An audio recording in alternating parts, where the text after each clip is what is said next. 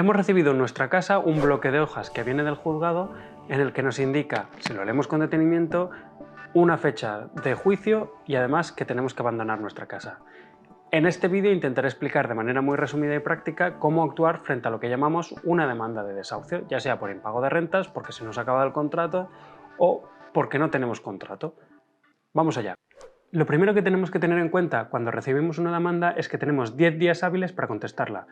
Cuando digo días hábiles, lo que me refiero es que no cuentan dentro de esos 10 días ni los festivos, ni el mes de agosto, ni los fines de semana. Por eso pensad que cada día que pasa desde que la recibimos, si no actuamos rápido, nuestro abogado que tengamos tendrá cada vez menos días para preparar y contestar esa demanda. Teniendo en cuenta que tenemos 10 días para contestarla, entonces el primer paso principal es conseguir un abogado. Pensad que en este tipo de procedimientos no nos es posible representarnos a nosotros mismos ni presentar escritos por nosotros mismos. Necesitamos lo que se llama un abogado y un procurador. Si lo hiciéramos por nosotros mismos, el juzgado inadmitiría nuestros escritos, por lo tanto no valdrían para nada.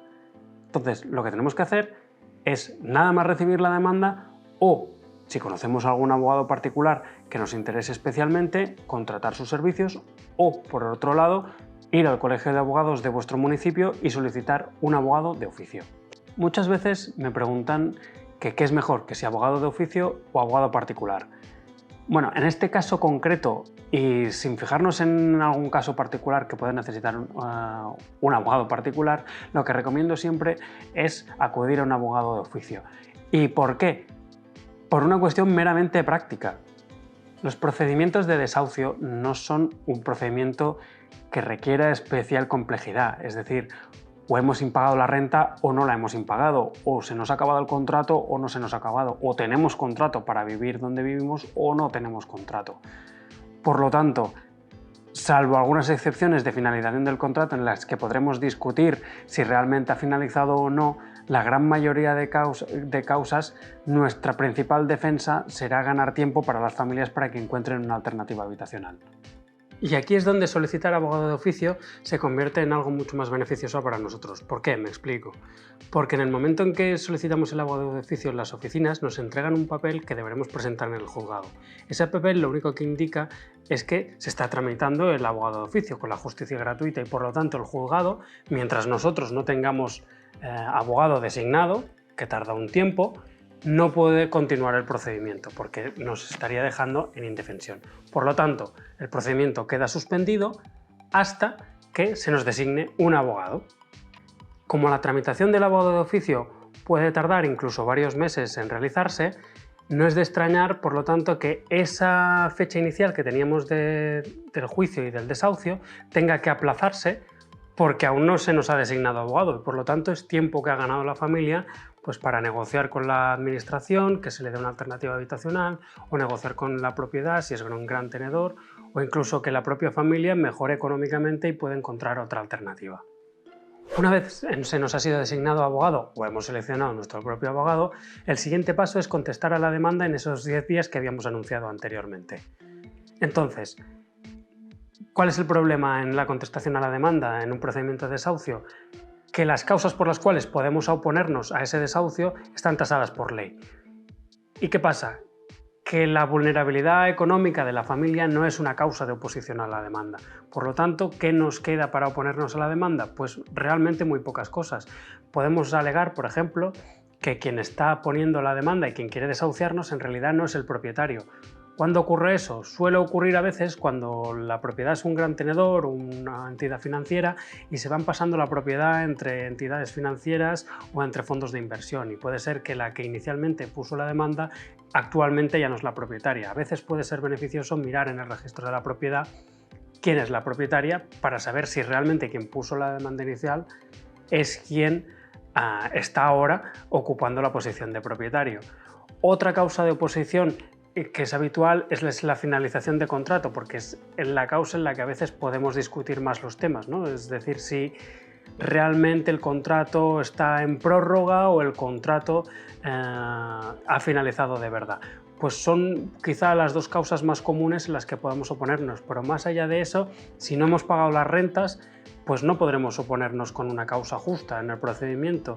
Por muy dramática que sea la situación familiar en la que nos encontramos, como esa no es una causa de oposición verdadera en la que la ley lo permita, no podemos alegar ese tipo de circunstancias. Otra de las causas por las cuales no podemos oponernos y que las familias suelen preguntar muy a menudo es si el piso está en un estado muy deteriorado. Pensad que es decir, que el propietario no cumpla con sus obligaciones de mantenimiento básico del piso, no es una causa de oposición a un desahucio.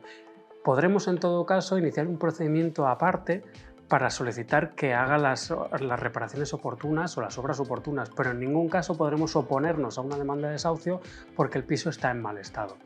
Por lo tanto, lo que tenemos que tener claro es que el abogado que nos lleve el caso va a contestar a la demanda en base a cuestiones más técnicas y más jurídicas y no en base a nuestra circunstancia económica, que es importante porque a veces las familias se encuentran que el abogado no alega la vulnerabilidad familiar y como se desconoce que no es una causa de oposición, pues no se entiende por qué el abogado está haciendo eso. Pues para que lo sepáis, que realmente la ley nos obliga a contestar a la demanda con cosas especialmente tasadas y que están reguladas. Una vez contestada la demanda, el siguiente paso importante que veréis es el juicio.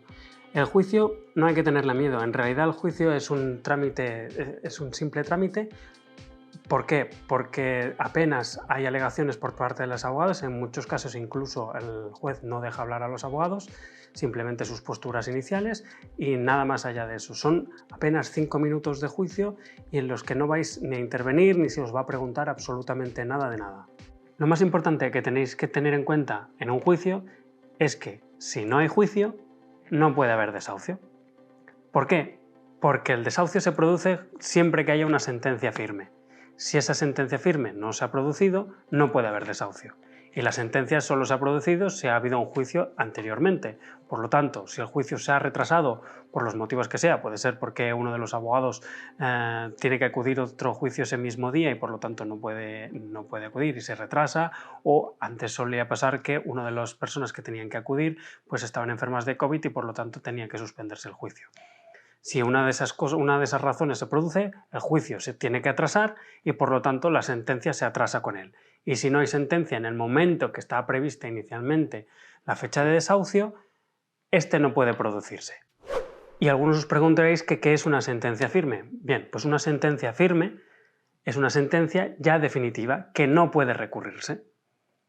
¿Y qué es un recurso? Bueno, pues un recurso es aquella herramienta jurídica que nos permite que otro juzgado evalúe esa sentencia y dé otra opinión, que será vinculante la segunda opinión.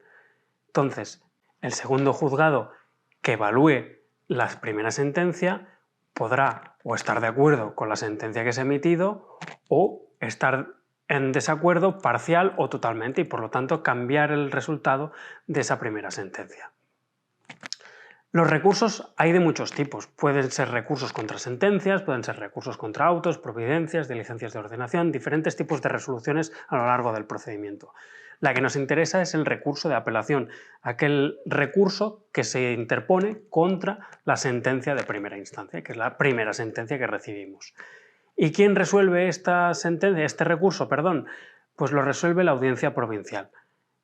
Y bien, ¿y para qué nos sirve el recurso? Bueno, como ya hemos dicho, pues para que el segundo juez o segundos jueces que evalúen esa situación puedan dar una segunda opinión vinculante que difiere de la primera sentencia y por lo tanto, si no nos han dado la razón o nos han querido desahuciar en la primera sentencia y la recurrimos, en la segunda puede ser que nos dé la razón si hay motivos para darnos la razón. Pero una de las ventajas más importantes que tenemos a la hora de recurrir es que todo ese tiempo en el que hay el recurso, la sentencia no es firme. Y mientras la sentencia no sea firme, no puede producirse ese desahucio. Por lo tanto, es una razón más para recurrir la sentencia. Independientemente de lo que tardemos en acabar el procedimiento, independientemente de si hayamos conseguido interponer recurso o no, independientemente de si hayamos podido suspender el desahucio o no, por cierto, tengo un vídeo explicando cómo podemos suspender un desahucio, si queréis pinchad en el enlace que os pongo en la descripción, Independientemente de todo esto, va a llegar un punto en que no podremos atrasar más el procedimiento y una fecha de desahucio se nos va a presentar delante de la puerta de nuestra casa. En nuestro sistema legal actual no existe, por desgracia, ningún mecanismo por el cual una familia en situación de vulnerabilidad, cuando ya ha aprobado todo lo que hemos mencionado anteriormente y tiene una fecha de desahucio, pueda encontrar una alternativa habitacional. Algunos quizá me comentaréis que existe el artículo 47 de la Constitución española que habla de un derecho a una vivienda digna. Bien, la trampa y la letra pequeña de ese artículo es que se encuentra regulado en lo que en la Constitución se llama principios rectores, que básicamente y a la práctica lo que significa es que si no hay una ley que regule ese derecho o ese principio, no puede reclamarse directamente ante los tribunales. Por lo tanto, aunque tengamos un artículo 47 de la Constitución que nos dice que las personas tienen derecho a una vivienda digna, ese derecho no puede reclamarse ante un tribunal ni ante la administración si no hay una ley que regule ese derecho. Como actualmente no hay ninguna ley que regule el derecho a la vivienda en España, pues nos encontramos con que los ciudadanos no tienen ningún derecho para reclamar contra la administración. En Cataluña existen los denominados SID, Servei d'Intermediació de Deute Hipotecari, que no son más que servicios públicos en los que la ciudadanía, si cumple los requisitos de vulnerabilidad económica y siempre que la propiedad sea un gran tenedor, tendrá acceso. Consisten básicamente en que la administración intenta mediar o negociar con la propiedad a fin de llegar a un acuerdo del tipo que sea para negociar una deuda hipotecaria o en caso de desahucio de algún tipo, si se puede llegar a un acuerdo con un alquiler social. Aparte de este servicio, también existen las bolsas de pisos de protección oficial o en Cataluña también la mesa de emergencia, que no es más que mecanismos para conseguir alternativa habitacional. Lo que pasa es que son, aunque la mesa de emergencia diga que es de emergencia, en realidad son mecanismos saturados en las que hay mucha gente apuntada y por lo tanto no tiene una capacidad de reacción necesaria para cubrir las emergencias más básicas. Por lo tanto, sería quizá una alternativa a largo plazo, pero en ningún caso sería una solución que nos permita salir del paso en ese momento concreto que tenemos la emergencia.